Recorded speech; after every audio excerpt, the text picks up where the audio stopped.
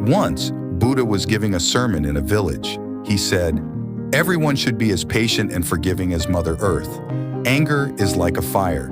It burns the one who harbors it and those around them."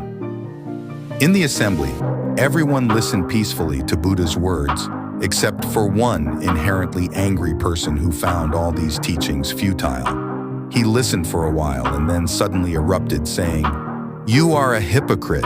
Talking big is all you do. You're misleading people. Your words hold no relevance in today's world." Despite hearing many harsh words, Buddha remained calm. He neither became upset nor reacted.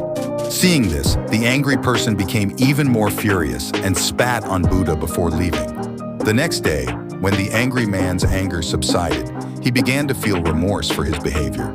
He searched for Buddha and eventually found him preaching in another nearby village, along with his disciples.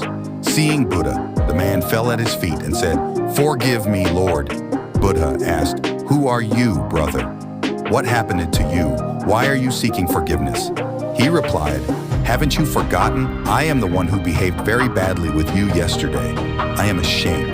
I have come to ask for forgiveness for my wicked behavior." Bhagwan Buddha said lovingly, "Yesterday has passed and I have moved on. You are still stuck there.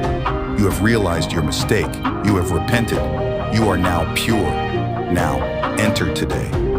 Remembering past mistakes only spoils the present and the future. Do not spoil today because of yesterday.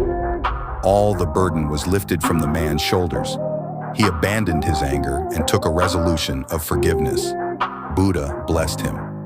From that day on, a transformation occurred within him, and his life began to flow with the stream of truth, love, and compassion.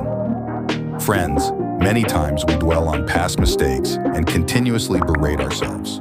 We should never do that. Once we realize our mistake, we should take a vow not to repeat it and strengthen the present with new energy.